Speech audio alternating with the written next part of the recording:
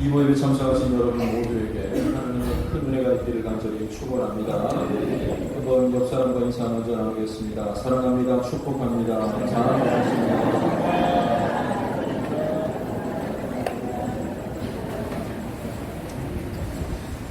큰 비가 오락가락하고 있는데 우리의 마음 요동치 않고 주의 전으로 발걸음을 옮기셨습니다. 무엇보다도 하나님께서 여러분들을 기뻐하실 줄로 분명히 믿습니다.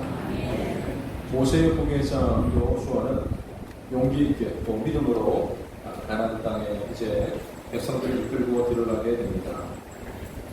그들에게 첫 번째 방문이었던 요단강도 마치 모세가 이스라엘 백성들을 이끌고 홍해를 지나갔듯이 흘러넘치는 그 요단강물이 끊어지고 그 사이로 통과했던 것을 보게 됩니다.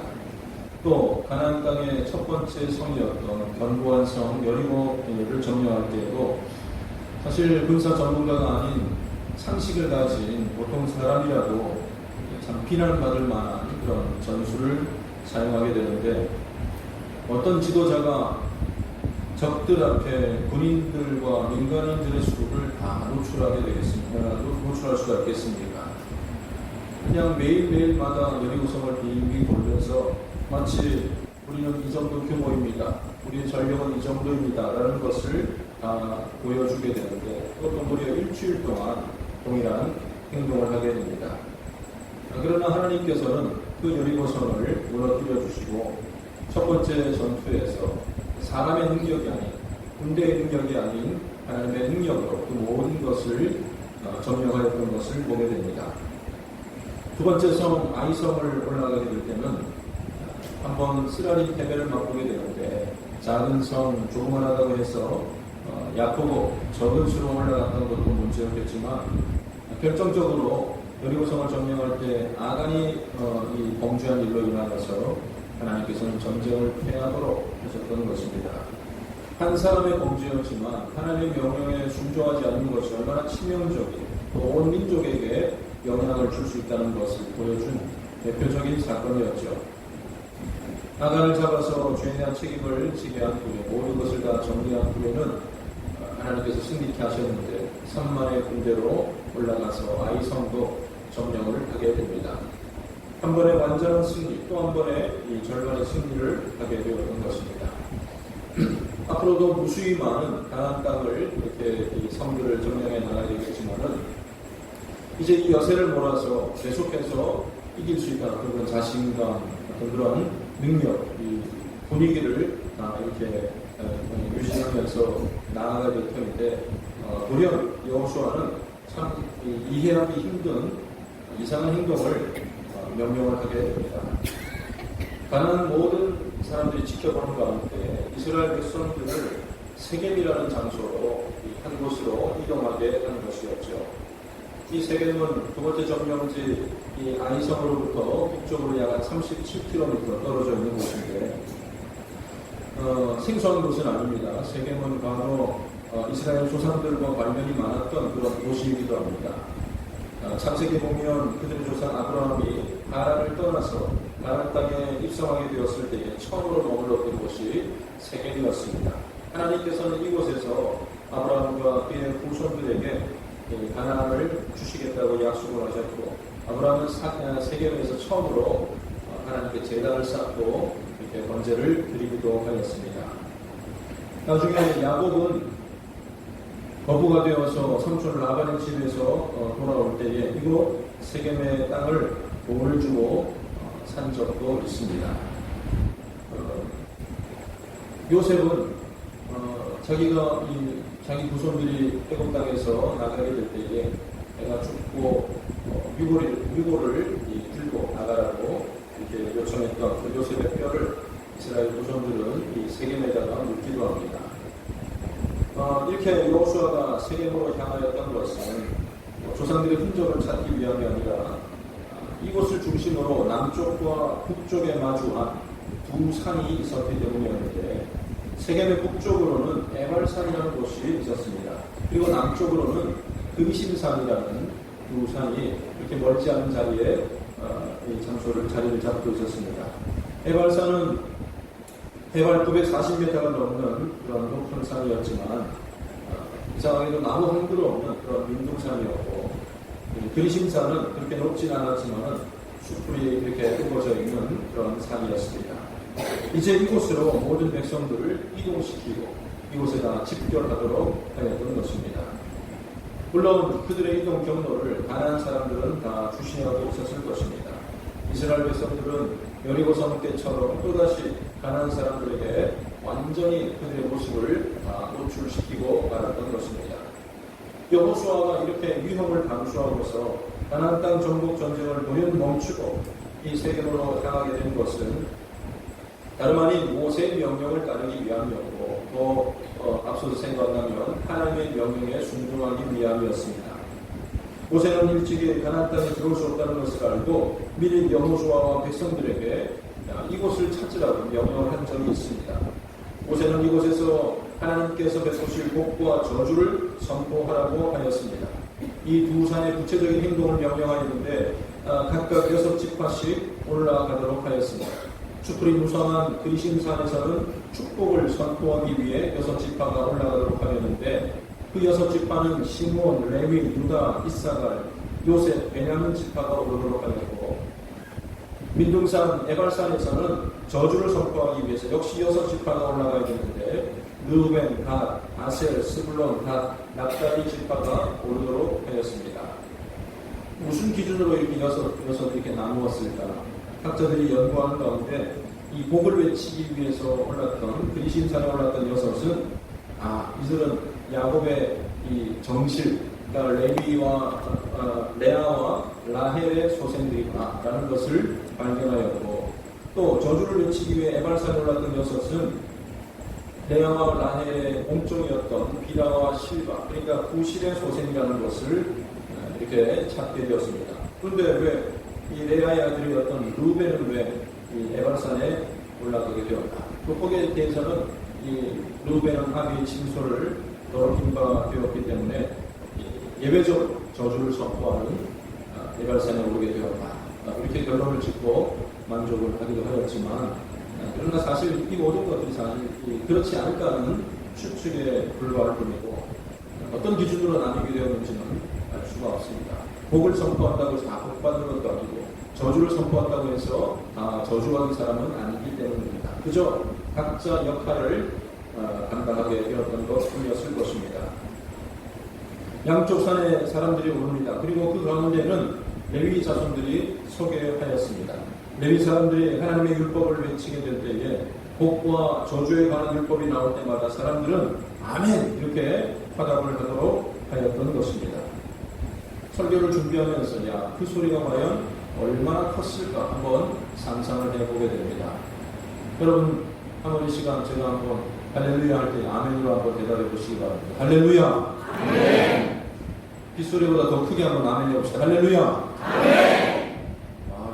이렇게 목소리가 큰 것 같아요. 한 150명 정도, 160명 정도 되는 목소리가 이 정도인 것 같은데 여러분 에발산과 그리심산에 과연 몇 명이나 올라가야 되었을까요? 몇 명쯤 그 산에 올라가서 아멘 이렇게 외쳤겠습니까? 인원수를 따져보면 이 출애굽한 지 2년 만에 하나님께서 인구 조사를 하러 오르는데 그때 기준이 있어요. 20세 이상으로 싸움에 나갈 만한 자들을 계수하니까 그러니까 다 남자들이고 장정들을 뜻하는데 60만 3,550명 이렇게 나왔습니다. 그런데 어떻게 되었습니까? 그들이 원망하고 가나안 땅을 악평하는 일에 동조하는 바람에 여호수아와 갈렙을 제외한 모든 사람들은 다 광야에서 죽지 않습니까?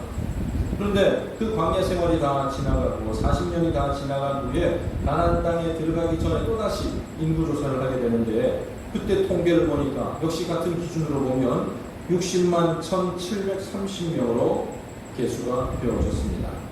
놀라운 일이죠. 광야에서 그토록 많은 사람들이 다 죽었어도 하나님께서는 이스라엘 민족의 수를 이렇게 보존해 주셨다는 것을 볼 수가 있습니다. 그건 다른 문제고 오늘 이 문제는 이 사람들이 모세의 명령을 따르자면 다 에발산에 올라가고 그리심산에 올라가야만 했던 것입니다. 이 60만 몇천 명은 장정의 수이고 거기에다가 장정만 올라가는 것이 아니라 여자들도 올라가고 아이들도 노인들도 올라가고 심지어 그들과 함께 이한 모든 거류민들, 이방인들까지 다 산에 올라가야만 했습니다. 그러면 이 에발산 그리신산에는 반반 나누면 몇 명씩이나 되었겠습니까? 아무리 적게 잡아도, 아무리 적게 통계를 잡아도 100만 명쯤 산에 이렇게 올라가지 않았습니까? 산 위에 가득 사람이 개미같이 오르고 있을 그 모습도 참 상상하기 힘든 일이지만 200만 명이 외치는 아멘 소리는 과연 얼마나 컸을까 이런 생각도 해보게 됩니다. 예전에는 우리나라에서 등산만 가면 하는 행동이었는데 요즘은 절대로 해서는 안 될 일이 있죠. 혹시 뭔지 아십니까? 아무 데서나 용변 보고 아무 데서나 쓰레기 버리고 해서는 안 될 일이겠지만은 가서 내가 산에 정복했다고 정상에 올랐다고 해서 야호라고 외치면 요즘은 안 됩니다. 그렇게 하지 말라고. 왜냐하면 그렇게 큰 소리로 외치면 산짐승들이 놀래고 또 조류들도 깜짝깜짝 놀라지 알아듣지 못하고 생태계가 교란이 일어나고 잘못되는 일이 벌어진다고 해서 지금은 금지하는 행동입니다.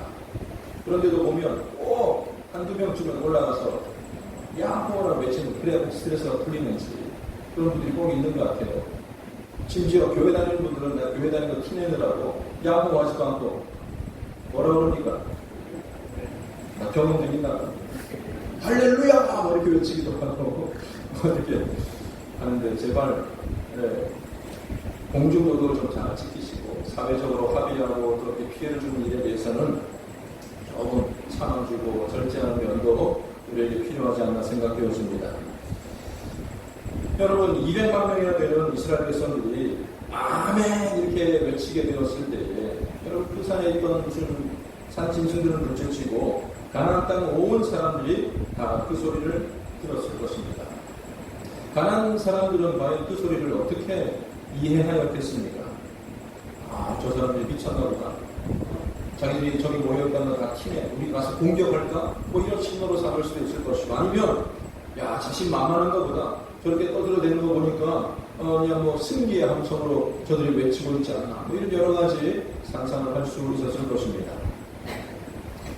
자, 이런 이상한 의식을 명령을 하였는데 또 한 가지 산에 올라 함성을 지르기 전에 먼저 해야 될 일이 있었는데 큰 돌을 준비하여서 그 돌에다가 하얗게 석회를 바르는 것이었습니다. 그리고 석회를 바른 이유는 그 돌에다가 글을 기록하기 위함이었는데 바로 하나님의 율법의 말씀들을 세세히 기록하는 과거에 모세에게 하나님께서 친히 골비를 이렇게 새겨준 적이 있는데 마찬가지로 이제 그 율법의 말씀들을 다 기록하라. 그래서 돌에 기록된 그 말씀들은 잘 지워지지 않을 것이니까 대대로 앞으로도 계속해서 그 말씀을 읽고 기억하라는 의미였을 것입니다. 그리고 이제 그 모든 것을 마치고 난 뒤에 두 산에 오른 백성들 사이에서 레위인들이 한 목소리로 외치게 됩니다. 그 내용들이 나오는데 이 조각하거나 부어 만든 우상은 여호와께 가증하니 그것을 만들어 은밀히 세우는 자는 저주를 받을 것이다. 이렇게 외쳤을 때에 백성들은 어떻게 대답하겠습니까? 저주를 받을 것이다 라고 했지만은 아멘 이렇게 대답을 하였던 것이죠. 부모를 경홀히 여기는 자는 저주를 받을 것이라. 한번 그때 상황을 한번 재현해 봤으면 좋겠습니다. 부모를 경홀히 여기는 자는 저주를 받을 것이라. 복잡하게 생각하시면 내가 앉은 자리가 에발산인지 그리신다 이런 거 하시지 마시고 아멘 한번 해보시기 바랍니다. 맹인은 이웃의 경계표를 옮기는 자는 저주를 받을 것이라. 맹인에게 길을 잃게 하는 자는 저주를 받을 것이라. 이런 구체적인 내용들이 신명기 27장에 가면 레위인들이 외쳐야 될 내용들이 쭉 나와 있습니다. 사람들은 아멘으로 이게 저주하는 내용일지라도 아멘, 저주 받으라는 뜻이 아니라 그렇게 하지 않겠다는 의미로 아멘하지 않겠습니까?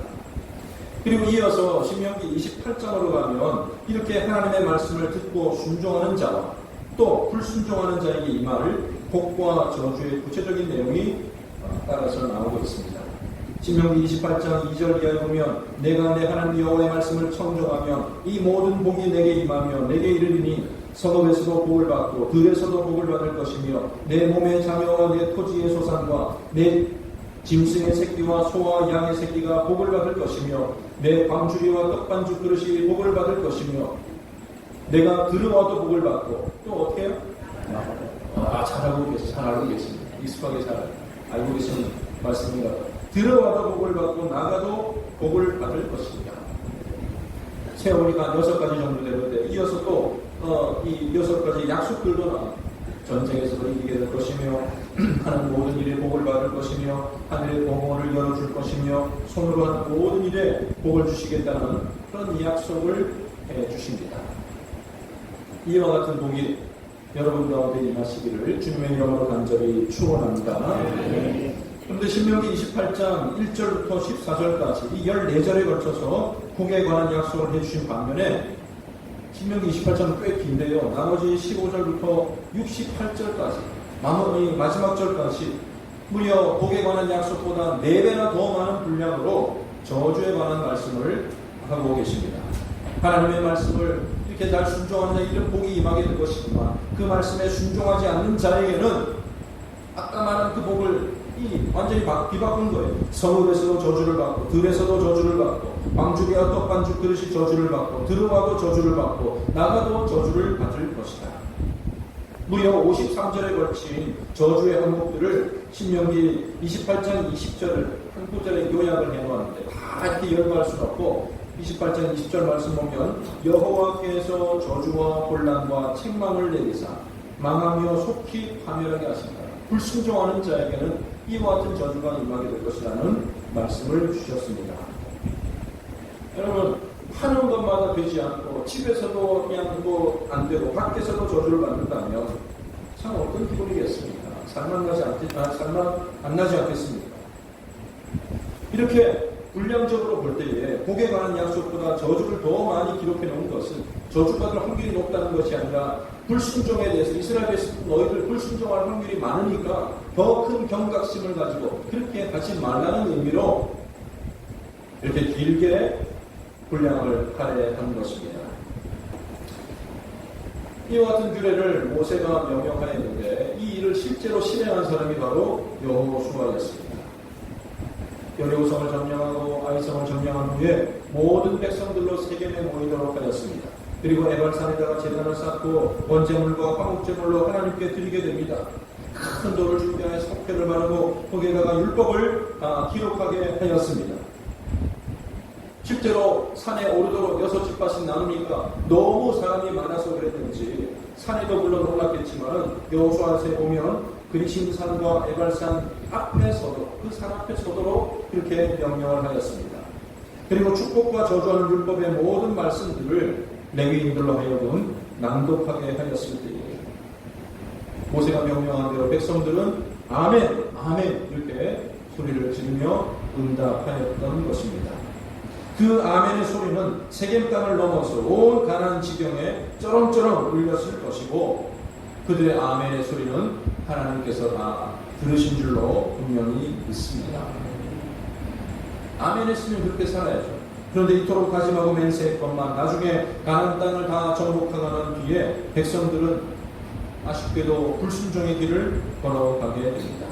가나안 땅의 우상 숭배를 그들도 하게 되고 온갖 악행을 다 저지르게 되는 것을 우리는 성경의 역사를 통해서 발견하게 되는 것입니다.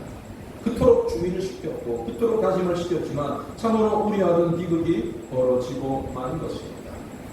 축복의 길과 저주의 길을 제시해 놓았지만 이스라엘 백성들은 스스로 저주받을 길을 택하여 나갔다는 말입니다. 오늘 읽은 본문 26절 말씀 보면 내가 오늘 복과 저주를 너희 앞에 둔다라고 하나님께서 말씀하고 계시는 이것은 이스라엘 백성들뿐만 아니라 우리에게 주고 계시는 하나님의 말씀인 줄로 받으시기를 바랍니다. 여러분들은 앞에 복이 있고 저주의 길이 있는데 복을 택하시겠습니까? 아니면 저주받는 인생이 되기를 원하십니까? 대답해 보세요. 어떤 길을 가길 원하십니까? 어떤 인생이 되기를 원하십니까? 복 짧게 말씀하시는데 이렇게 길게 말씀하십니까? 물어보나 대답 안 하신 분들도 복된 삶을 살기를 원하고 계실 것입니다. 그런데 사실 우리는 진정한 복이 무엇인지를 모르고 대답할 수는 있습니다. 왜냐하면 아까 말한 대로 신명기 28장을 통해서 다양한 복과 저주의 항목들을 들었지만은 사실 그것은 복된 사람에게 나타나는 결과물들일 뿐이라는 거죠. 복된 삶의 자리에 있을 때에 나타나게 되는 어떤 그런 열매들이라는 말씀입니다. 오늘 본문에는 가장 출발이 되는 참된 복이 무엇인지를 명확하게 우리에게 밝혀주고 계시는데 27절 하반절 말씀 보면 하나님 여호와의 명령을 들으면 복이 될 것이요. 뭐가 복이라고 했습니다. 하나님의 여호와의 명령을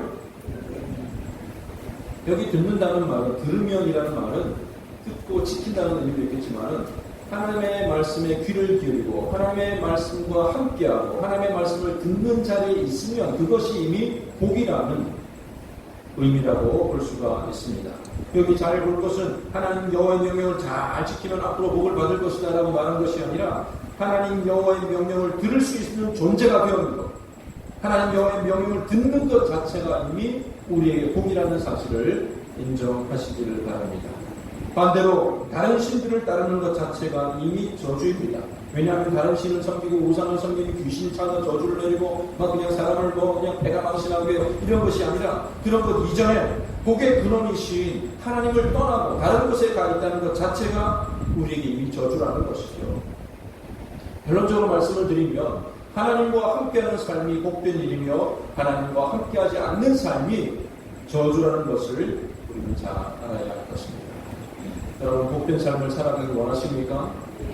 하나님과 함께 하시기를 바랍니다. 우리는 보통 복과 저주 그러면 하나님과 관계보다는 우리 앞에 선택해야 될 두 가지 길을 연상하기가 쉽습니다. 내가 복의 길을 갈 것이냐 저주의 길을 갈 것이냐 이쪽이냐 저쪽이냐 양자택일해야 되는 어떤 그런 상황만으로 생각하기 쉽다는 것입니다. 왜냐하면 그런 생각을 할 수밖에 없는 상황들은 분명히 있어요. 나중에 우리에게 천국이 있고 지옥이 있습니다. 생명이 있고 무슨 죽음이 있습니다. 하나님께서 우리를 하나님께서 행하실 분리되는 그런 상황은 분명히 있을 것입니다. 그런데 우리가 이 세상 사는 동안에는 매사에 그런 식으로 분리와 나눔과 이쪽 저쪽 이것이 아닐 수도 있다는 것이죠. 자꾸 이런 생각에 막 틀에 박혀 있다 보니까 둘 중에 하나를 내가 선택해야 되는데라는 그런 강박관념에 내쫓길 때가 많이 있습니다. 내가 정말로 학교를 선택하는데 신학을 해야 될 것이냐 아니면 세상 학문을 하게 될 것이냐. 신학은 옳은 길이고 세상 학문은 더러운 길이고 그렇게 생각합니다. 목회를 하고 목사가 되어가지고 목회를 할 거냐 선교사가 되어 선교지를 가야 될 것이냐 아니면 사업가나 되어가지고 돈이나 직장인이나 되어가지고 그냥 직장 생활을 해야 될 것이냐. 그러니까 옳은 길을 선택하지 못했다는 어떤 그런 이 자괴감에 늘 이렇게 살아가고 실망감에 살아가게 되는 그런 경우들도 종종 있다는 말씀입니다. 그래서 내가 옳은 길이 아니고 복된 길이 아니고 다른 길로 접어들었다고 생각되면 그 모든 삶의 자리가 가치가 없고 무능한 삶이라고 생각하기 쉽습니다. 그런데 이 세상에서 살아가는 우리의 모든 상황을 보면 우리의 신앙은 이 길로 가느냐 저 길로 가느냐 둘 중 하나를 택하는 상황뿐만 아니라 더 큰 그것을 넘어서는 어떤 선택이 우리 가운데 있어야 할 것입니다. 이 모든 것을 포함해서 다양한 길이 두 가지 길이 아니에요. 목회자의 길도 있고 사업가의 길도 있고 가르치는 교육자의 길도 있고 여러 가지 다양한 길이 있지만 그 중에 내가 하나를 잘 선택했느냐 못 선택했느냐 그것을 넘어서는 선택이 우리한테 있다는 말씀입니다. 한 가지 먼저 물어보겠습니다. 하나님께서 선악과를 먹지 말라고 말씀하셨습니다. 맞습니까? 하와가 만지지도 말라는 것을 덧붙이게 되지만 하나님께서는 먹지 말라고 말씀하셨어요.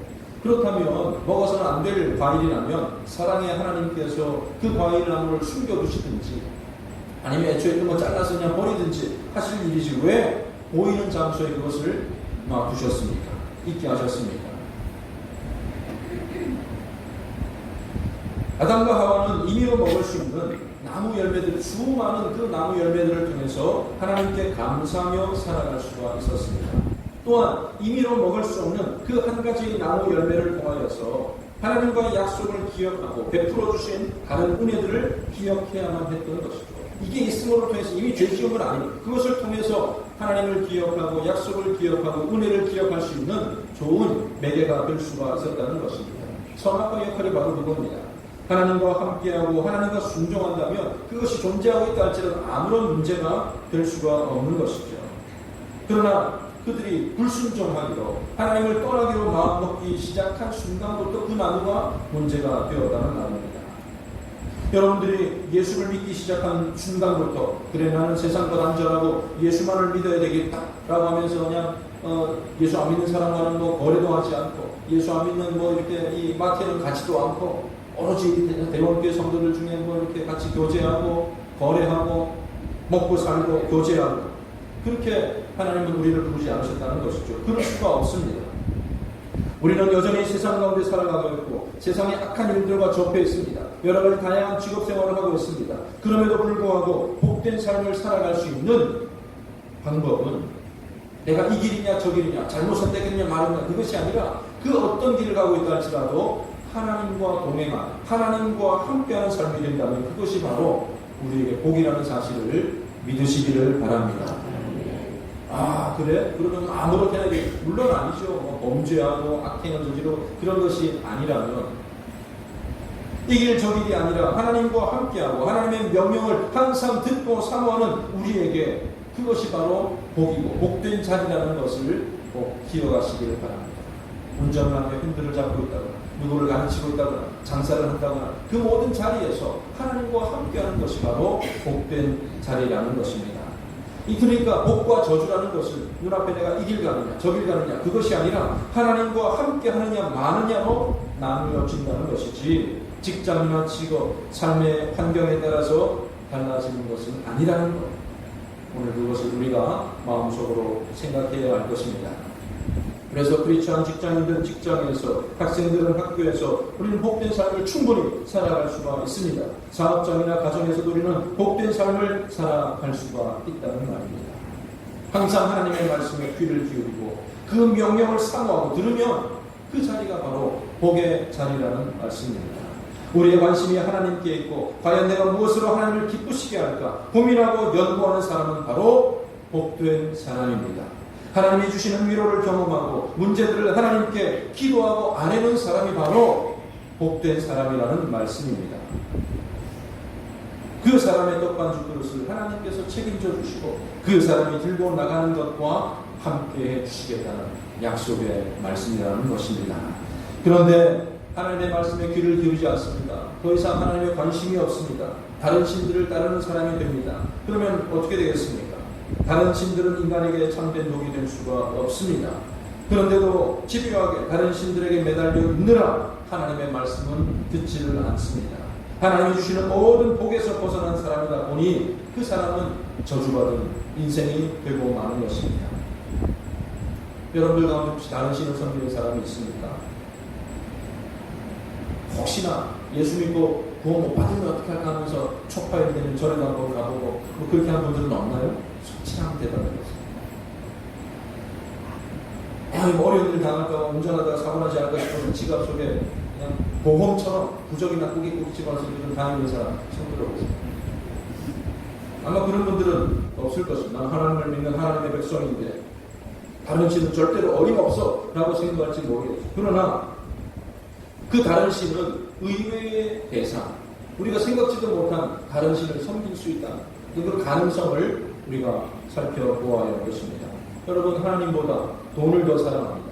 돈이 나의 미래를 보장하고 돈이 나의 앞날을 행복하게 만들 것이라고 믿고 따른다면 뭐 설마 그게 신이야라고 생각할지 모르겠지만 그로 인해서 내 눈이 가리워지고 하나님을 사랑하는 것보다 돈을 더 사랑하게 되면 그것이 바로 내게 다른 신이 되어가는 것입니다. 이 세상에서 출세하는 것이 하나님 사랑하는 것보다 더 앞선다면 그것이 나에게 다른 신이 될 수가 있다는 거예요. 권력이나 권세나 명예나 인기나 건강이나 심지어 가족들까지 하나님보다 더 사랑하게 된다면 어쩌면 그것이 신적 존재의 대상이 아닌 것 같지만 나는 이미 그것을 신격화하였고 하나님 외에 섬기는 다른 우상으로 내가 세워놓고 말았다는 것입니다. 사랑하는 성도 여러분, 다른 신을 따르는 것은 지금 당장에는 좋아 보이고 안심이 되어 보인다 할지라도 결국에는 저주받는 것밖에는 다른 결과가 없습니다. 오직 하나님과 함께하는 인생이 참된 복이라는 것을 날마다 기억하며 살아가시기를 바랍니다. 에발산에 높이 세웠던 기념비처럼 혹은 이스라엘 백성들이 아멘 외쳤던 것처럼 계속해서 내 마음속에 새기고 하나님의 말씀을 기억하고 동행하며 살아가야 할 것입니다. 하나님 모든 복을 예비해 놓으시고는 우리에게도 명령하십니다. 오늘 보면 32절 말씀 보면 내가 오늘 너희 앞에 베푸는 모든 규례와 법도를 너희는 지켜 행할지니라. 우리를 꽉 걸매어놓고 무슨 그냥 설계도대로 계획도대로 움직이느냐 안 움직이느냐 그거 보려고 하는 것이 아니라 그 법도와 규례와 명령이라는 것은 한마디로 하나님의 말씀이에요. 하나님과 교제하고 그 말씀에 귀 기울이고 나와 함께하는 자인가라는 것을 보기 원하신다는 말씀입니다. 사랑하는 성도 여러분, 이제 말씀을 맺겠습니다. 복과 저주 앞에서 그 어느 누구도 저주하는 인생을 택할 사람은 아무도 없을 것입니다. 누구나 복된 삶을 사모하고 복된 인생이 되기를 원하고 계실 것입니다. 그러나 거기 앞서서 우리는 진정한 복이 무엇인지를 다시 한번 깨닫는 시간 되시기를 바랍니다. 하나님을 아는 삶, 하나님께서 보내주신 예수 그리스도를 만난 삶, 그 하나님의 말씀을 기억하고 살아가고 순종하는 삶이 우리에게 참된 복을 허락하는 삶이라는 것을 꼭 기억하시기를 바랍니다. 그래서 모든 내 삶의 자리에서 하나님의 말씀이라면 언제라도 아멘하고 외칠 수 있는 모든 믿음의 사람들 다 되시기를 주님의 이름으로 간절히 축원합니다. 기도하겠습니다. 하나님 아버지 은혜를 감사드립니다. 하나님 없이 세상 가운데 살다가 저주받은 인생으로 끝날 우리였지만 하나님을 알게 하여 주시고 예수 그리스도의 보혈 피로를 구원하여 주시고 하나님의 자녀 삼아 주심을 감사드립니다. 영원토록 함께하여 천국을 사모하며 이 세상 사는 동안에도 항상 하나님의 말씀에 귀를 기울이고 그 말씀을 청종하며 살아갈 수 있는 믿음의 사람들 다 되게 하여 주시옵소서. 헛된 곳에 우리의 마음을 빼앗기지 않도록 도와주시고 하나님과 함께하는 삶이 얼마나 복된 삶인가를 날마다 누리며 살아가게 하여 주시옵소서. 감사드리며 예수님의 이름으로 간절히 기도드립니다. 아멘.